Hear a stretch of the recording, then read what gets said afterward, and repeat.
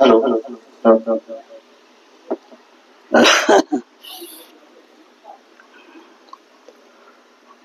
महत्वाचे आवाज मिळेल का? चालू ना. हेलो, आवाज आ रहा है क्या यहाँ पे? आ रही. महत्वाची माहिती सांगतो तुम्हाला. एक तर माझा आवाज बसलेला आहे. 7 तारखेला गुणानंद भंतेजी आम्ही महापरित्राण केलं. 8 तारखेला त्यांच्याकडे होते, ज्यांनी तुम्हाला धम्मोपदेश दिला. 8 तारखेला देखील महापरित्राण होतं आणि कालच्या परवाच्या रात्रीला 9 तारखेला देखील 10 तारखेला देखील महापरित्राण होतं. 3 वेळ नेहमी महापरित्राण होते. त्यामुळे माझा आवाज काही बरोबर तुम्हाला येणार नाही. शब्द काही चुकतील, बोलताना आवाज बसला म्हणजे काय होते. निसर्ग आहे, निसर्ग सर्वांना काही सारखा आवाज येत नाही. निसर्ग सर्वांना काही शरीर रचना सर्वांचे सारखे नाही राहत, वेगवेगळी राहते, आवाजही वेगवेगळा राहते. पण ज्याचा आवाज चांगला असेल त्याचा ऐकायला चांगलं गोड वाटते. पण आवाज जर चांगला नसेल तर मग ऐकायला काही बरोबर व्यवस्थित वाटत नाही.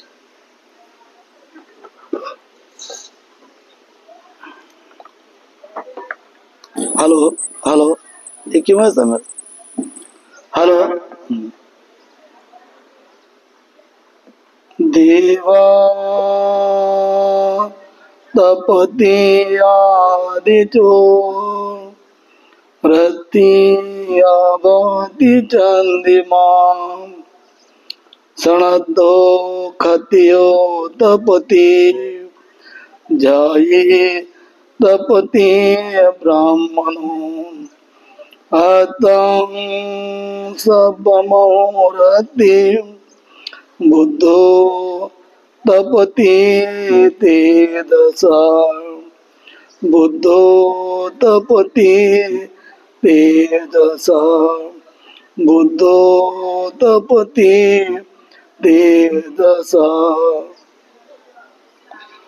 सूर्य फक्त दिवसाला सर्वांना उजेड देतो, प्रकाशित होतो.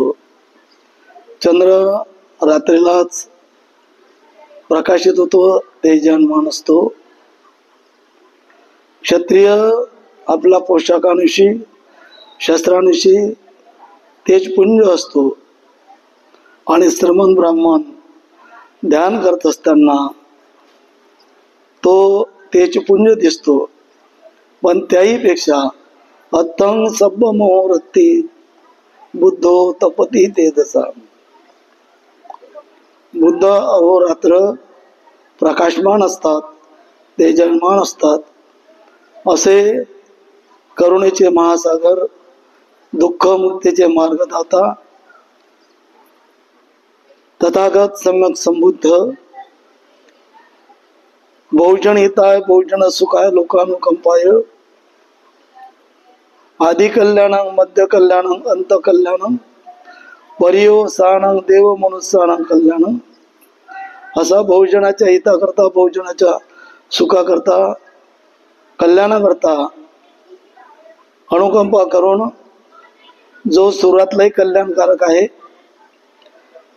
मध्य देखील कल्याणकारक आहे आणि शेवट देखील कल्याणकारक आहे. जो सुस्पष्ट लोकांना समजेल या भाषेमध्ये दिलेला उपदेश, त्याला आपण धम्म म्हणतो. त्या धम्माला देखील त्रिवार अभिवादन. निर्वाणगामी मार्गावर असलेला सदा पूजनीय श्रावक संघ भूतकाळामध्ये 3 रत्न होऊन गेले. भविष्यामध्ये निर्माण होणारे 3 रत्न, वर्तमानामध्ये विद्यमान असणारे 3 रत्न, बुद्ध धम्म संघ, या 3 रत्नांना माझा त्रिवार पंचांग प्रणाम. वर्षावा समापन. सर्वांना माहित आहे आपण बोधिसत्व बुद्ध विहारामध्ये कशा करता आलेला आहोत. वर्षावा समापनाच्या या निमित्ताने आदरणीय पूजनीय भिक्खू सत्यग्दी महास्तवीर यांचा वर्ष समापनाचा कार्यक्रम आहे. पवारनाथ कार्यक्रम आहे, त्या निमित्ताने तुम्ही सर्व उपस्थित झालेले आहे. आणि या पवारण्याच्या कार्यक्रमाकरता उपस्थित असलेले आदरणीय पूजनीय भिक्खूंना पावल पयाती सजी महात्वीर यांना त्रिवार अभिवादन. आज जे सध्या उपस्थित आहेत ज्येष्ठ आणि श्रेष्ठ असलेले आदरणीय भिक्खू करुणा बुद्धीजी यांना त्रिवार अभिवादन. ज्यांनी तुम्हाला सर्वांना उपदेश दिला, तुम्ही शांततेने ऐकला, त्या सर्वांना देखील सर्वांच्या प्रती असीम असीम मैत्रीयुक्त मंगल कामना करतो. धम्म श्रवण करून कुशल कर्म पुण्य संपादन करण्याकरता या मंडपामध्ये उपस्थित असलेले आणि विहारामध्ये उपस्थित असलेले श्रद्धा संपन्न शील संपन्न उपासक तथा उपासिका सर्वांच्या प्रती असीम असीम अपार मैत्रीयुक्त मंगल कामना. ज्या उपासकांनी उपासिकांनी बोधिसत्व बुद्ध विहाराशी जुडलेल्या उपासिका आणि उपासक ज्यांनी वर्षावासाकरता निमंत्रण केलेलं आहे, त्या सर्व उपासक आणि उपासकांच्या प्रती मंगल कामना करतो.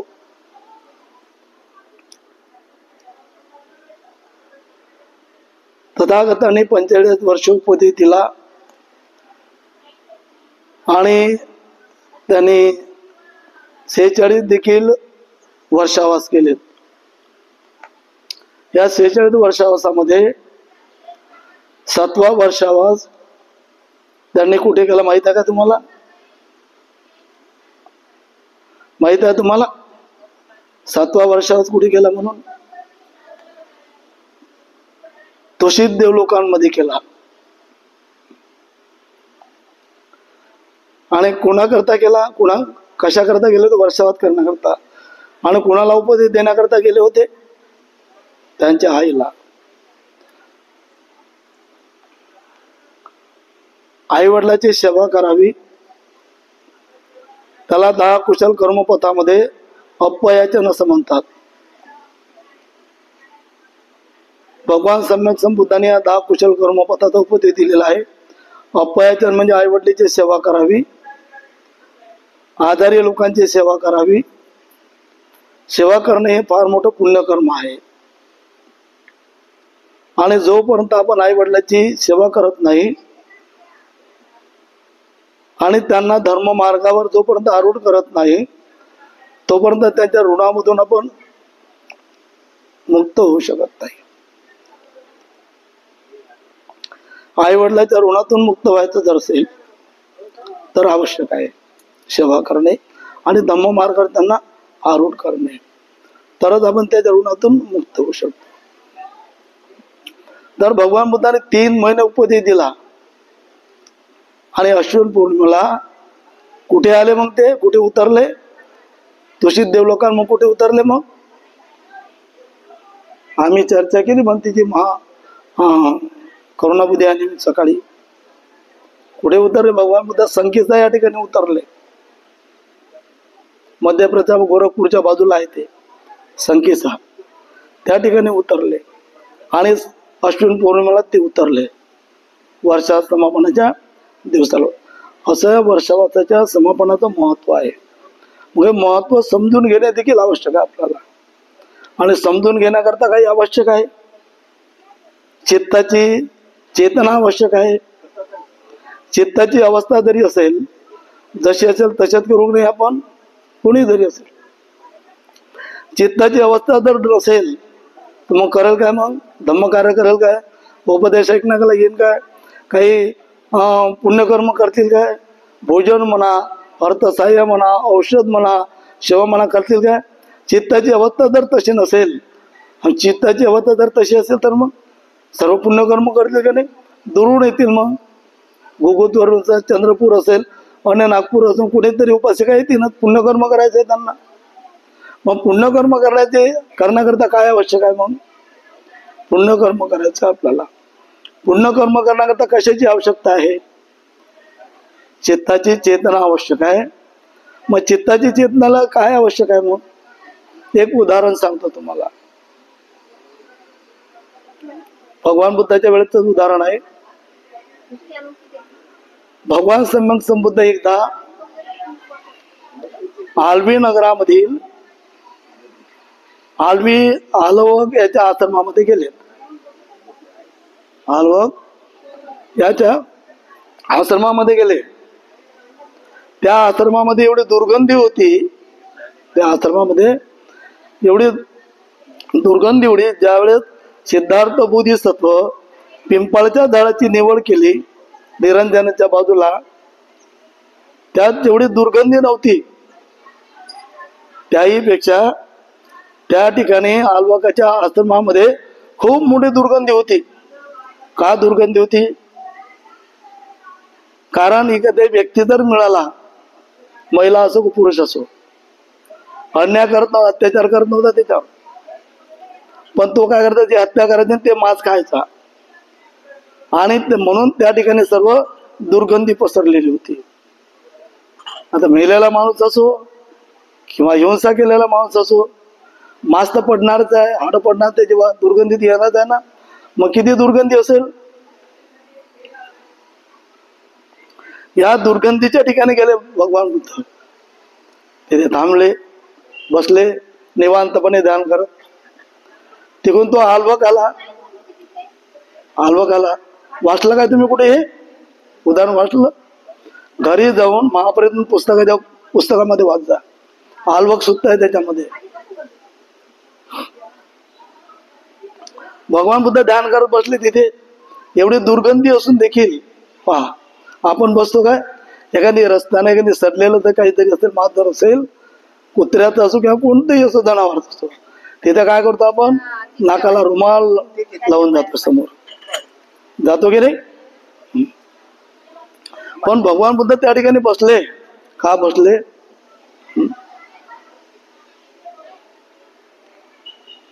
बुद्धानुसती, मेत्तानुसती, अशुभानुसती आणि मरणानुसती असं 4 स्मृती प्रस्थान सांगितलेले आहे. प्रस्थान नव्हे, पण 4 या स्मृती आहे. त्याचं आपण स्मरण केलेलं पाहिजे. महाप्रज्ञा पुस्तकाचं मग सांगून राहिलो तुम्हाला. बुद्ध वचन, बुद्ध वाणीचं आपण स्मरण करायला पाहिजे. म्हणजे बुद्ध गुणाचं स्मरण करायला पाहिजे, मैत्री भावनेचं स्मरण करायला पाहिजे, अशुभ भावनेचं स्मरण करायला पाहिजे. अशुभ भावनेचं स्मरण म्हणजे आता बुद्धानुसती माहितीच आहे तुम्हाला. बुद्ध गुणाचं अनुस्मरण दररोज करतो. इति पिसो भगवा. मैत्री भावना करत असाल तुम्ही? नाही करत असाल काय? करता मैत्री भावना. पण अशुभ भावना, कायोजिगोच्चो सकलो दुगंधो गच्छन्ति सभ्य मरणंगांच. आपलं शरीर कसं आहे? दुर्गंधीने भरलेलं आहे, नाशवंत आहे आणि मरण धर्मी आहे. गच्छन्ति सभ्य मरणंगांच, मरण धर्मी आहे. मग अशुभ भावना करत तिथं बसले भगवान बुद्ध. आणि तिकडून आलवक आला. तो आलवक पाहल्याबरोबर त्याच्या मनामध्ये काय आला? क्रोध निर्माण, राग निर्माण झाला त्याच्या मनामध्ये. पाहिल्याबरोबर हा कोण आला? सर्वणी इथे बसला माझ्या ठिकाणी. आल्याबरोबर जवळ जाते तो थोडा, आणि जवळ गेल्याबरोबर तो म्हणते, श्रमणा इथून निघून जा. आता राग आला तर कसं बोलते मनुष्य? राग आला तर कसं आवाज जोरात येते, येते की नाही? छाती देखील आपली फुलून येते, येते की नाही? राग जर आला तर कोणाचाही, मग भिक्षूचा राग येऊ का तिकडे घरातला परिवाराचा राग येऊ? भिक्षूचा राग येते की नाही तुम्हाला? खरी सांगा. नाही येत? नाही म्हणतात बघ. खार फार तुम्हाला, खार तुम्ही श्रद्धावान लोक आहात म्हणून राग नाही तुमच्या मनामध्ये. मला बोलू द्या बरं. तुम्हाला कठोर शब्दानं, वाईट नाही, कठोर शब्दानं बोलू द्या. राग येते की नाही?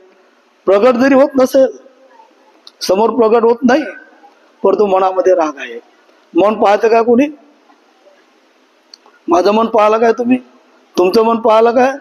मनातले विचार पाहिले काय? नाही. मग मन कसं जाणं? मनात राग येते पण प्रगट करत नाही.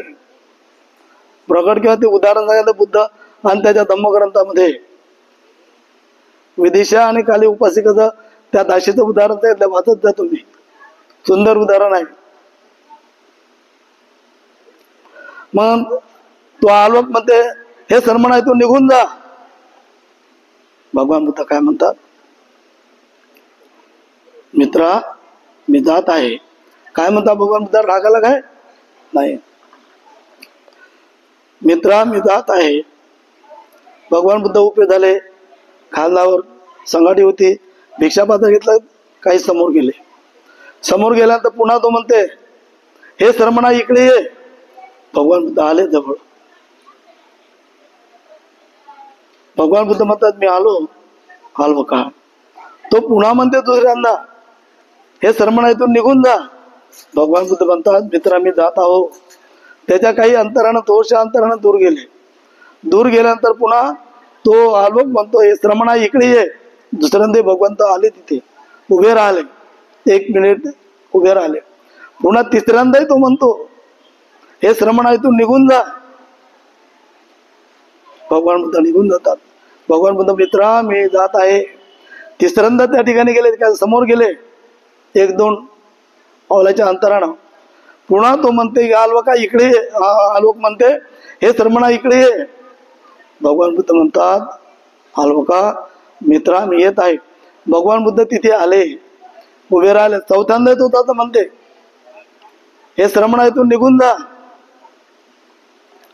भगवान बुद्ध म्हणतात, मी आता काही इथून निघून जाणार, तुला जे काही करायचं ते कर, पण मी इथून निघून जाणार नाही. तो म्हणते, मी काही प्रश्न विचारतो. म्हणते, श्रमणा तुला काही प्रश्न विचारतो, त्या प्रश्नाचं उत्तर दिलं तर ठीक. जर त्या प्रश्नाचं उत्तर नाही दिलं, तुझ्या शरीराचे मी तुझ्या हृदयाला विक्षिप्त करून टाकेल, तुझ्या शरीराचे तुकडे तुकडे करून टाकेल आणि या गंगा नदीच्या पलीकडे फेकून देईल. तो म्हणतो. भगवान बुद्ध शांततेने नम्रतेने म्हणतात, हे आलोका मित्रा, आतापर्यंत कोणी असा धर्म ब्राह्मण झाला नाही, कोणा देव झाला नाही की ज्यांनी तथागताच्या शरीराचं हृदयाचं विक्षिप्त केलं असेल, 2 तुकडे तुकडे करून 2 पाय धरून देणारा झाला असेल आणि समोरही होणार नाही.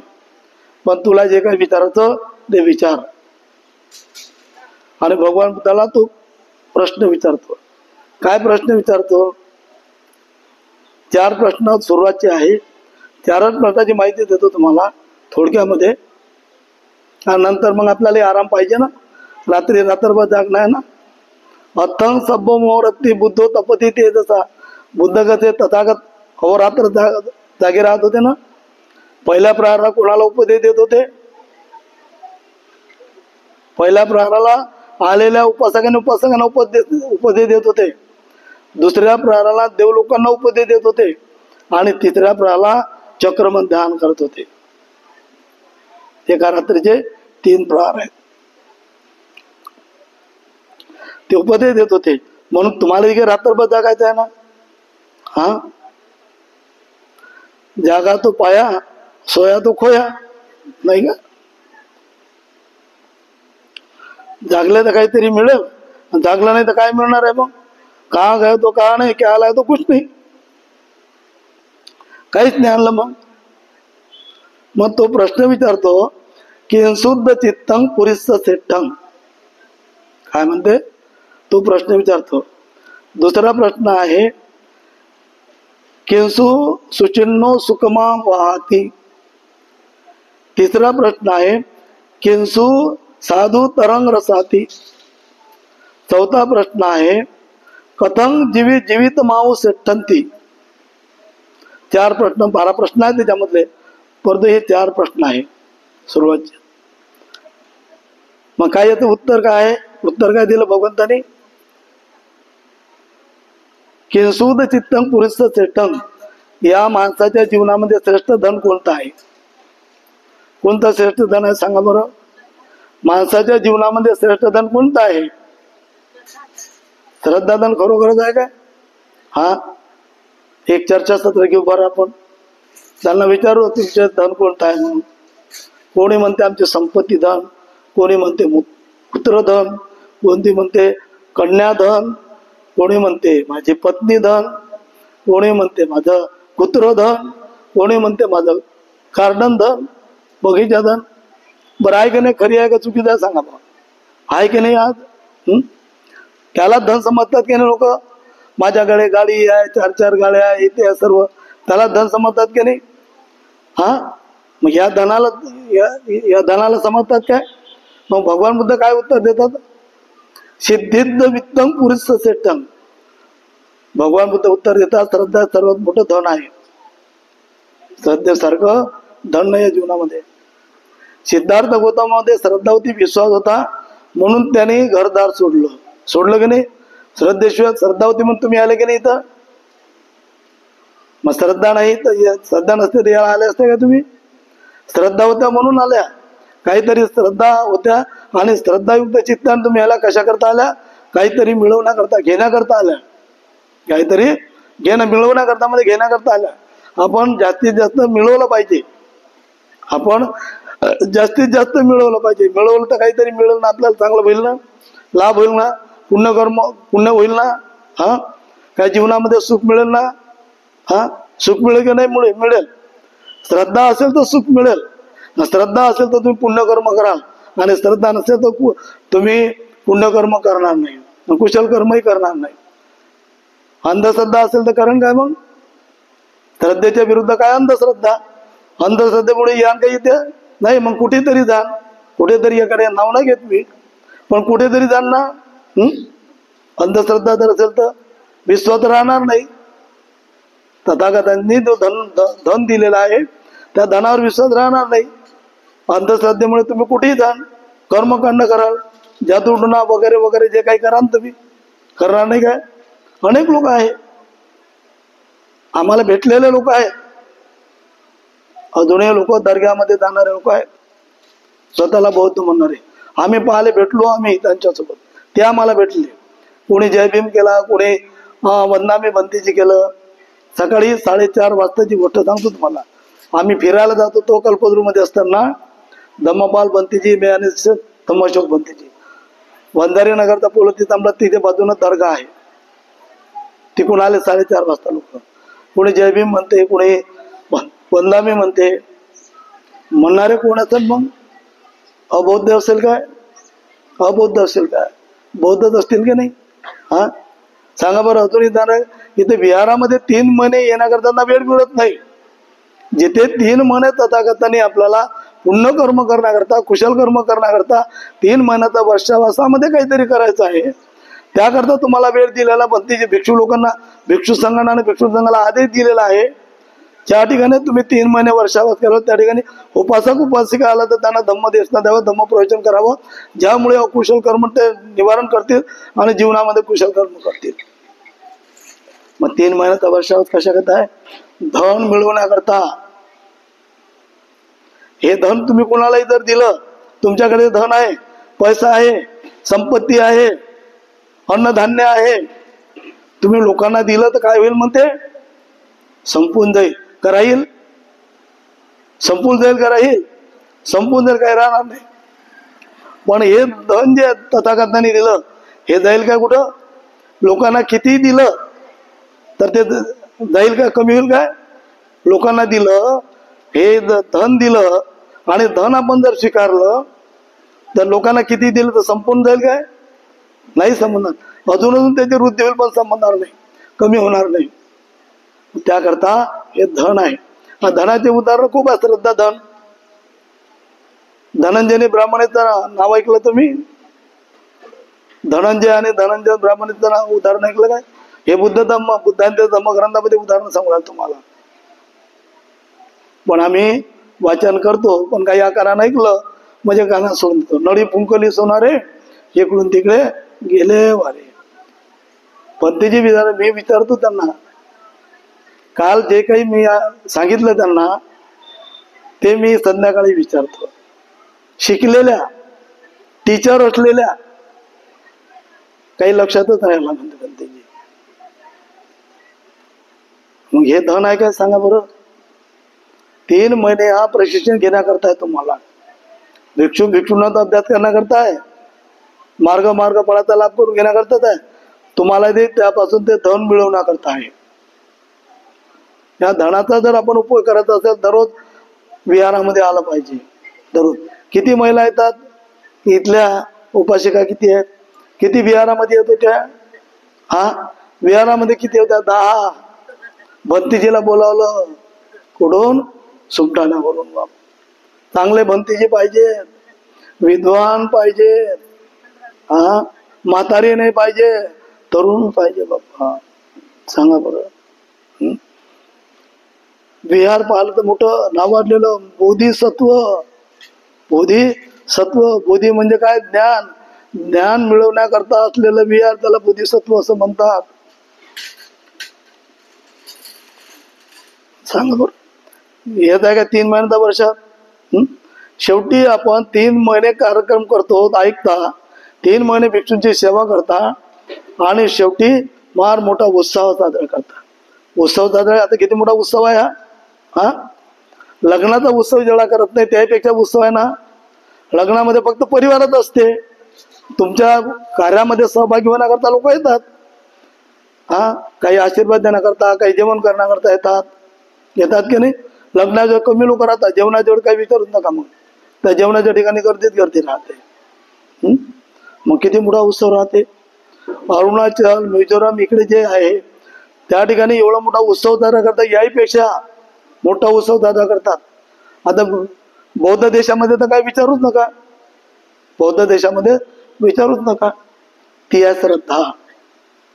त्या श्रद्धेचं धन. श्रद्धा हे सर्वात मोठं धन आहे म्हणतात. या धनाचा आपण चांगल्या प्रकारे मनामध्ये धारण करून, धारेत येतो धम्म, धारण केला पाहिजे. धारण केल्यानंतर आपल्याला काहीतरी मिळेल, आणि धारणही केला मनामध्ये, आणि त्याच्या कृतीत जर केलं नाही तर त्या काही धारण केल्यानंतर काय उपयोग होईल काय? कृती कर्मच केलं नाही हा तर काय उपयोग होईल काय? मग धारण करूनही त्या धनाचा काय उपयोग होईल काय?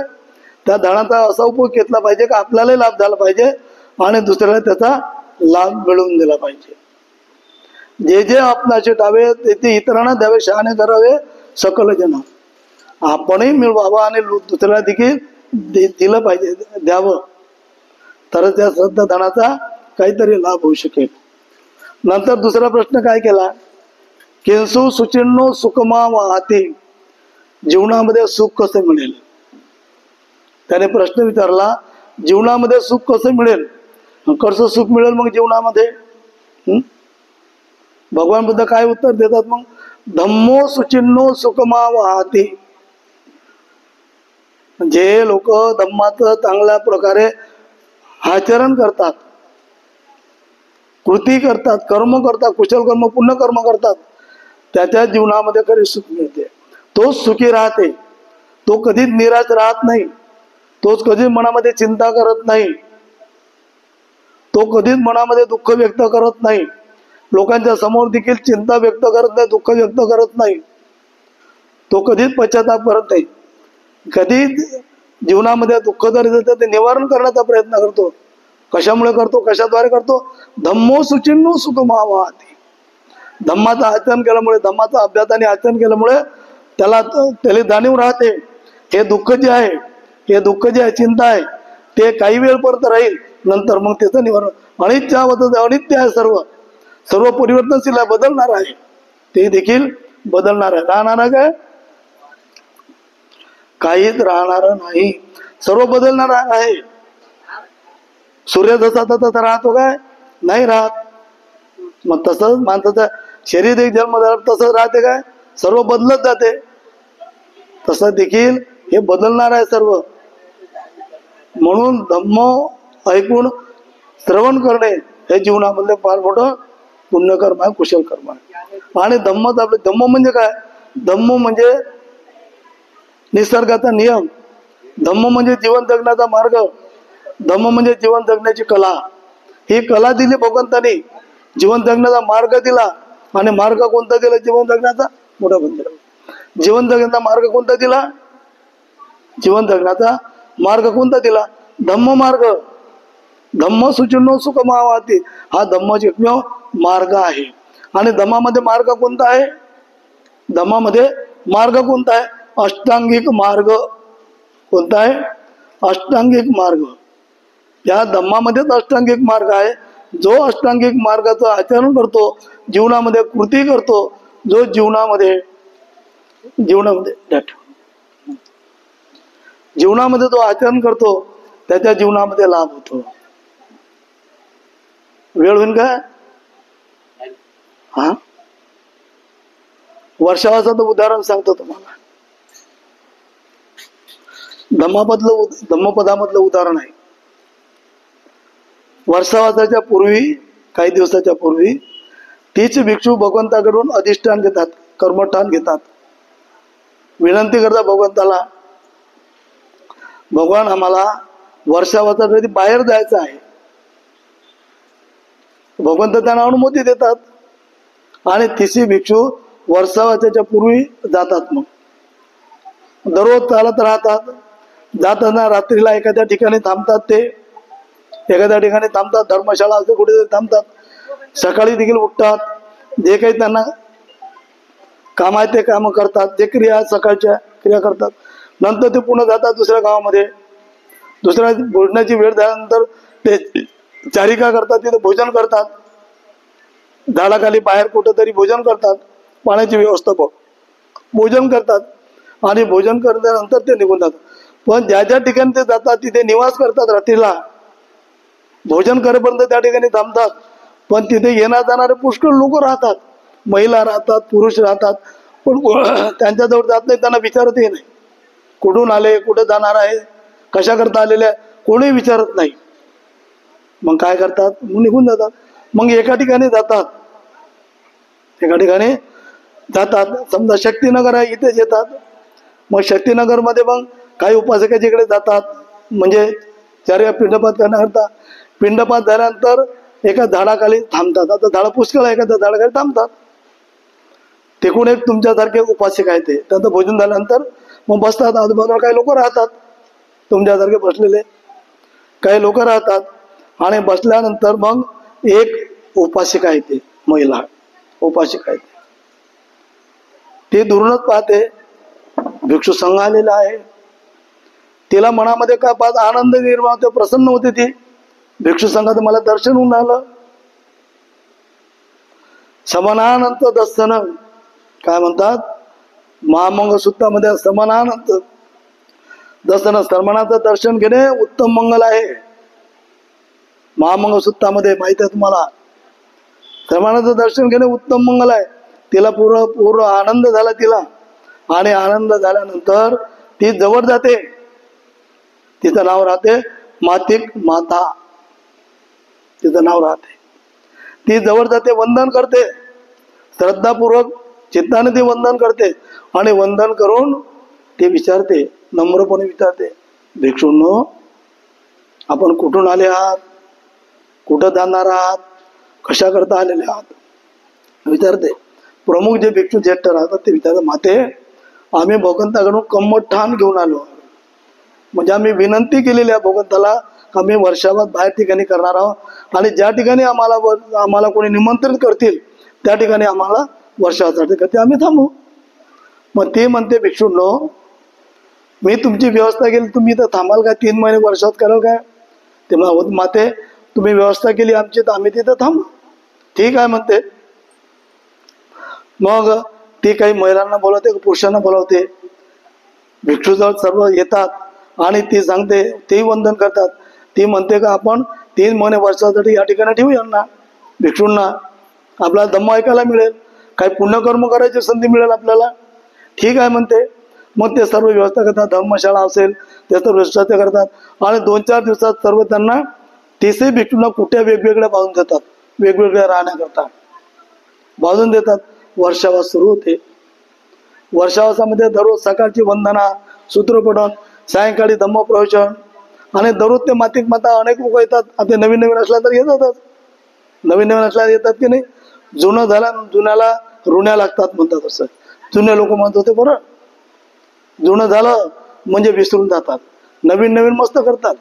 लग्न होईपर्यंत मुलगा चांगला राहते, लग्न होईपर्यंत अरे बाबा लहान असलं या खांद्यावर घेऊ दे, त्या खांद्यावर घेऊ दे, हा एकूण घेऊ दे, तिकून लग्न झालं काही दिवस गेले म्हणजे मग थोडंसं बदल होते की नाही, होते काय बदल होते.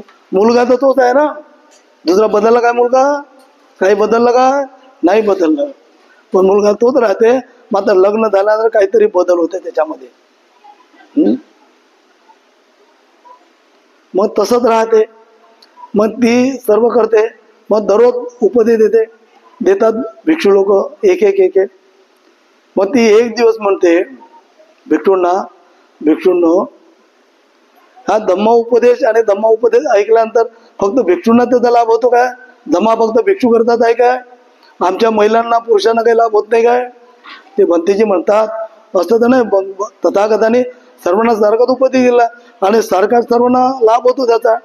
मग हा लाभ होण्याकरता काय करावं लागेल? मग त्याने अष्टशील उपवास सांगितलं. हा उपदेश दिला अष्टशील उपवास कसं करावं, काळजीपूर्वक कसं करावं, न चुकता कसं करावं, कोणती चूक होणार नाही असं अष्टशील उपवास करावं काय वाचा मनाने. मग तिने काय वाचा मनाने अष्टशील उपवास केलं. त्यानंतर ती म्हणते यानंतर काय करायचं आहे. मग ती अष्टांगिक मार्गाचा उपदेश करतात तिला. अष्टांगिक मार्ग, ती अष्टांगिक मार्गाचं पूर्ण पालन करते, ती पूर्ण आचरण करते.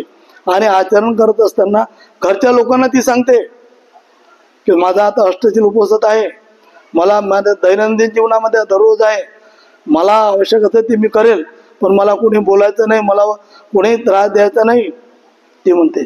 आणि घरचे परिवार कोणी त्रास देत नाही.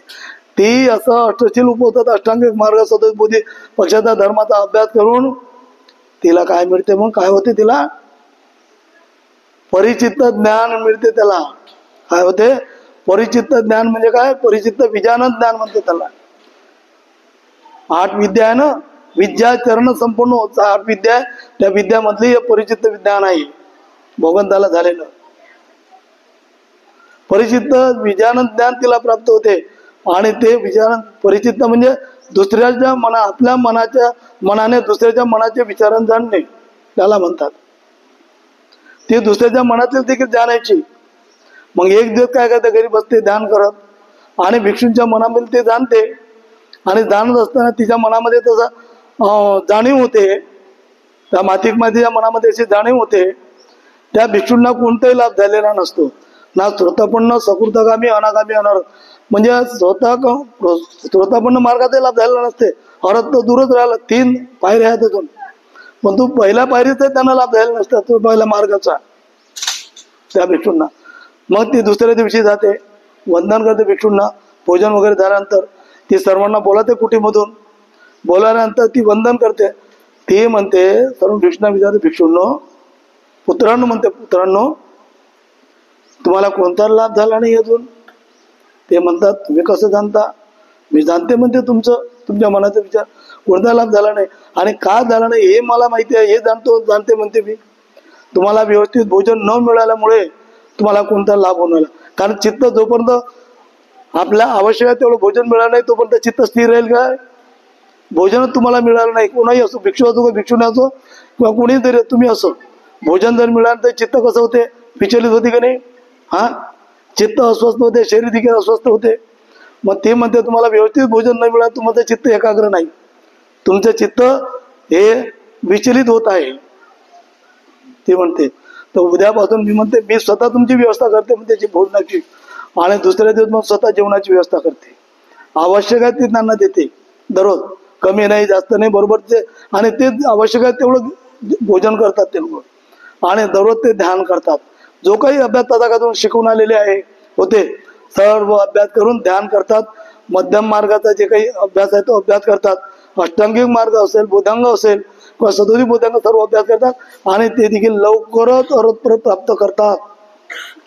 ते लवकरच अरहत प्राप्त करतात.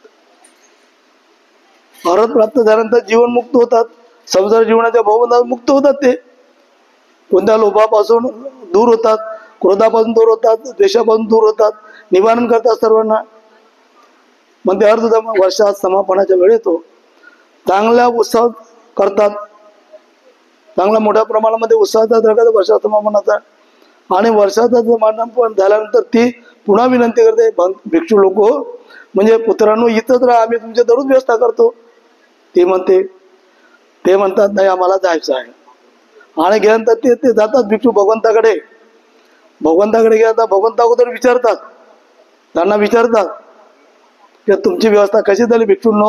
अगोदर कोणी एकटी भिक्षू गेलं तर त्यांना विचारत होते तुमचा प्रवास कसा झाला, तुम्हाला काही त्रास तर झाला नाही ना, कोणती अडचण तर गेली नाही ना, सर्व विचारतात. पण ते सांगतात त्याप्रमाणे त्यांनी पूर्ण माहिती सांगितली. आणि त्याच्यामध्ये एक लोभी भिक्षू होता, माझ्यासारखा एक लोभी भिक्षू होता.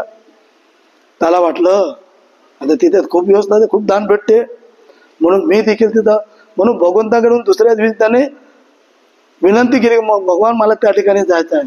भगवंत जात होते आणि त्या ठिकाणी गेला तो. ते भंतीजी गेले आणि दुसऱ्या दिवशी देखील 2-3 दिवसानंतर त्याच्या मनामध्ये म्हणजे विचार आला की जर माझ्या मनामध्ये कुशल विचार जर आले, कोणते विचार जर माझं चित्त जर ती जर नसेल तर मातिक माता माझं चित्त जाणेल आणि मला ती म्हणेल, मला बोलेल, म्हणून मी इथं काही राहायचं नाही म्हणून ते निघून गेले. म्हणजे या वर्षात कशा करता हे उदाहरण सांगितलं तुम्हाला. धम्मो सुचिन्नो सुख महावाते, धम्माचा लाभ कसा होतो माणसाला, तिला झाले का नाही. हे धम्मपदामधलं उदाहरण आहे, हे धम्मपदामधले आहे. तर तिला झाले का नाही. मग 3 महिने याकरता धम्म प्रशिक्षण घेण्याकरता, धम्म उपदेश ऐकण्या, बुद्ध इतिहासाची माहिती होण्याकरता आता परिधान दररोज राहतात की भिक्षूंना. मी काही महिलांना प्रश्न विचारतो, महिला तर राहतात की नाही जास्त, मी प्रश्न विचारतो, एकच प्रश्न विचारतो, जास्त विचारतच नाही, आवर्जून विचारतो. दररोज तुम्ही वर्षावर्षासाठी विहारामध्ये जाता, त्या निमित्ताने तुम्ही ऐकता, त्याने विचारतो. सिद्धार्थ गौतमाचा विवाह म्हणजे लग्न वयाच्या कोणत्या वर्षी झाला हे विचारतो त्यांना. कोणीच उत्तर दिलं नाही. बऱ्याच ठिकाणी विचारलं मी, बरं कोणीच उत्तर, फक्त एका उपासिकेने उत्तर दिलं, एका उपासिकेने उत्तर दिलं, कोणीच उत्तर दिलं. मग जर आपल्याला सुरुवातची जर माहिती नाही तर धम्म तर खूप आहे, अथांग आहे, समुद्रासारखा आहे, या झाडाच्या पानासारखा आहे. भगवान बुद्ध म्हणतात झाडाच्या पानासारखा धम्म आहे, एवढा मोठा महान धम्म आहे. मी फक्त या माझ्या हातावर जेवढं पान आहे तेवढं तुम्हाला धम्म दिलेला आहे. पहा बरं. हा, मग आपल्याला सुरुवातची माहिती, मग सांगा बरं वयाच्या कोणत्या वर्षी लग्न झालं सिद्धार्थ गौतमाचं. हा, झालं का नाही. मग तिथे सांगतच नव्हतं, तुम्ही तरी सांगितलं 16 वर्षी झालं. किती उपासिकांनी सांगितलं 16 वर्षी. किती लोकांना माहित आहे, 3-4 लोकांना माहित असेल. हा, पण नागपूरच्या महिलांना देखील अजून माहिती नाही. मी चुकीचं नाही, त्याच्या निंदा म्हणून सांगत नाही भाऊ तुम्हाला. मग आपल्याला वर्षावाचा 3 महिने प्रशिक्षण घेण्याकरता आहे, बुद्ध इतिहासाची माहिती करून घेण्याकरता आहे. तर बुद्ध इतिहास माहिती केव्हा होईल मग आपल्याला. आपण बौद्ध आहो ना, मग बौद्ध लोकांना बुद्ध इतिहासाची माहिती पाहिजे नाही, नाही का दुसऱ्याला पाहिजे त्याची माहिती. हा, दुसऱ्या लोकांना माहिती पाहिजे काय नाही. त्या धर्माच्या लोकांना त्यांच्या इतिहास माहिती आहे, पण आपल्या धर्माचा जो धम्म भगवान बुद्धांनी दिलेला आहे आणि बाबासाहेबांनी आपल्याला खूप मेहनत करून आपल्यापर्यंत आणून दिलेला आहे. हा, त्याची माहिती करणं आवश्यक आहे की नाही. हा, मग माहिती करून घेण्याकरता बुद्ध इतिहासाची हा 3 महिन्याचा वर्षावाद साठी आहे तुम्हाला. आले तर तुम्हाला माहिती मिळेल, नाही आले तर काय, तसा तर काही वेळ मिळत नाही. हा, तसा काही वेळ मिळत नाही. म्हणून धम्म हा आपल्या सुखी जीवनाकरता आहे. नंतर आहे केंसू साधू तरंग रसायन, सर्वात श्रेष्ठ रस कोणता आहे प्रश्न विचारतो आलबग. हा, सच्चंग साधू तरंग रसायन, काय म्हणतात, सच्चंग साधू तरंग रसायन. सच्च म्हणजे काय, सत्य. काय सत्य आहे सांगा बरं. ह्या रस आहे म्हणतात सर्वात श्रेष्ठ. सच्च म्हणजे सत्य. काय सत्य आहे, काय सत्य आहे. आर्य सत्य सत्य आहे. आर्य सत्य म्हणजे जीवनामध्ये दुःख आहे, दुःखाला कारण आहे, कारणाचा निरोध आहे, निरोध मार्ग आहे. हे सत्य आहे की नाही. ह्या सत्याचा किती श्रेष्ठ आहे. हा, रस जर तुम्ही घेतला तर नंतर याचा पूर्ण होईल काय, पण या सत्य रस जर प्राशन जर केला तर मन समाधान होईल, मन शांत होईल, मनाला आनंद मिळेल. असा सत्याचा रस आहे. जीवनामध्ये दुःख आहे का नाही. दुःख, कोणी सुखी आहे काय, सुख कमी आहे आणि दुःख जास्त आहे. त्याचं कारण आहे, कारणाशिवाय दुःख येते काय. कार्य जर असेल तर कारण होईल आणि कारणाकरता कार्य पाहिजे ना, कारण आवश्यक आहे. मग ते कारण आहे, कारणाचं काय मग निरोध आहे. निरोध आहे की नाही. मग निरोध आहे एवढंच माहिती असल्यानं होईल काय, मग निवृत्तीचा मार्ग आहे. काय आहे? निवृत्तीचा मार्ग आहे. कोणता मार्ग? अष्टांगिक मार्ग. निवृत्त मार्ग कोणता आहे? तेच आहे सत्य जीवनामध्ये. त्याच्यापेक्षा सत्य कोणतंही नाही जीवनामध्ये, प्रत्येक माणसाच्या जीवनामध्ये. मग कोणतेही संप्रदायाचं असो, हे सत्य आहे, कोणी याला नाकारू शकत नाही, पण लोक समोर प्रगट करू शकत नाही. म्हणून चौथा प्रश्न आहे, कथं जीवित माणूस ठंती. मनुष्य ज्ञान कसा मिळवतो? ज्ञान कसा मिळवतो? कसं मिळेल ज्ञान? धम्माचा अभ्यास करून ज्ञान मिळेल की नाही? तसं मिळेल काय? एक तर ऐकून कालेन धम्म श्रवण येतं मंगलम उत्तम. एक तर धम्म ऐकून धम्म श्रवण करणे उत्तम मंगल आहे. त्या अगोदर का गार होत आणि वाहतोच, हे गौरव करणे तथागतांचा. तथागतांचा गौरव करणे, भिक्षू संघाचा गौरव करणे, वरिष्ठ लोकांचा गौरव करणे. गौरव नाही काय? गौरव करणे म्हणजे त्याचा सन्मान करणे, त्यांचा सन्मान करणे, सेवा करणे. आणि हे सेवा सन्मान गौरव कसा होईल? मग गौरव कसे? पह्या जीवित माविषटंती. जो व्यक्ती प्रज्ञावान असतो, बुद्धिमान राहतो, ज्ञानवंत राहतो, तो ज्ञान प्राप्त करू शकतो, दुसरा ज्ञान प्राप्त करत नाही. मग ज्ञान मिळवायचं आहे ना आपल्याला. मग प्रज्ञा, श्रुतमय प्रज्ञा. प्रज्ञा तीन प्रकारची आहे ना, श्रुतमय प्रज्ञा, चिंतनमय प्रज्ञा आणि भावनामय प्रज्ञा. मग म्हणून ऐकणे, श्रुतमय म्हणजे ऐकणे, श्रवण करणे, प्रज्ञामय चिंतन करणे त्याच्यावर, आणि भावना करणे. विपස්සना ध्यान असेल, आनापानाचं असेल, आपण चिंतन म्हणून करून ते ध्यान करे. सत्य असंत्य जाणणे, प्रज्ञा म्हणजे सत्य असंत्य जाणणे. दुःख कारण, दुःख समुदय, दुःख निरोध गामिनी पटिपदा, हे जाणणे प्रज्ञाद्वारे आपण जाणू शकतो. म्हणून भगवान बुद्ध म्हणतात, त्याला उत्तर दिला, पह्या जीवी मावशटंती. जो बुद्धिमान व्यक्ती आहे, जो ज्ञानवंत आहे, पंडित आहे, तो ज्ञान प्राप्त करू शकतो आणि दुःखातून मुक्त होऊ शकतो.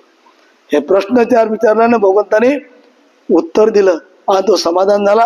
आणि तो म्हणते आजीवन मी आता ते सोडून देतो आणि आजीवन भगवान मला, तथागत मला उपासक म्हणून स्वीकारावं. अशामुळे धम्म ऐकल्यामुळे, धम्मच ऐकलं, त्या प्रश्नाचं उत्तर देणं भगवंताने. मग धम्म ऐकणे किती महान आहे, किती आपल्याकडे श्रेष्ठ आहे. म्हणून 3 महिने वर्षावाद या करता आहे, ऐकण्याकरता आहे. ऐकून आपल्या मनामध्ये धारण करून कृती करणार. तुम्ही कृती करा, तुमचे परिवार करतील. पण आजही मात्र तुम्ही जरी विहारामध्ये येत असाल, तुम्हाला जर धम्माचं माहिती असतं, पण तुमचे मुलं मुली करत नाही, तुमचे मुलं मुली करत नाही, विहारामध्ये मुलं मुली येत नाही, तुमच्या सुना देखील येत नाही, लग्न झाल्यावर येत नाही. मुलं मुली झालं तर सोडूनच द्या. काय उपासिका म्हणतात, तुम्ही येत नाही आई, उपासिका तुम्ही येत नाही. नाही मला काय, माझ्या मुलाचं लग्न झालं तिथे, तोपर्यंत लग्न झालं म्हणजे मग बाळ होते, बाळ झाल्यानंतर काय म्हणते, त्याची मला पाहा लागते म्हणते. मग झाला की नाही? मिळते काय वेळ? पण आपण वेळ कुणाकरता देतो? दुसऱ्यासाठी वेळ देतो, स्वतःसाठी वेळ देतो काय? स्वतःसाठी काही वेळ देतात, दुसऱ्यासाठी वेळ देतो. मग स्वतःसाठी वेळ काढा आणि वेळ काढून आपल्या जीवनामध्ये खूप लाभ करून घ्या. कमीत कमी श्रोतापन्न नाही तर सुगती मिळवण्याकरता प्रयत्न करा. चांगली गती मिळाली पाहिजे. श्रोतापन्न जरी मिळण्याच्या अगोदर सुगती मिळाली पाहिजे. सुगती मिळाली, तुमच्या जीवनामध्ये फार मोठा लाभ होण्याकरता तुम्हाला मदत देखील होऊ शकतो. हीच आपल्याकडून अपेक्षा करतो. या ठिकाणी थांबतो. जास्त वेळ घेतला, वेळ घेतला म्हणून भिक्षू संघाला देखील माफी मागतो. भवतु सब मंगलम, भवतु सब मंगलम, भवतु सब मंगलम.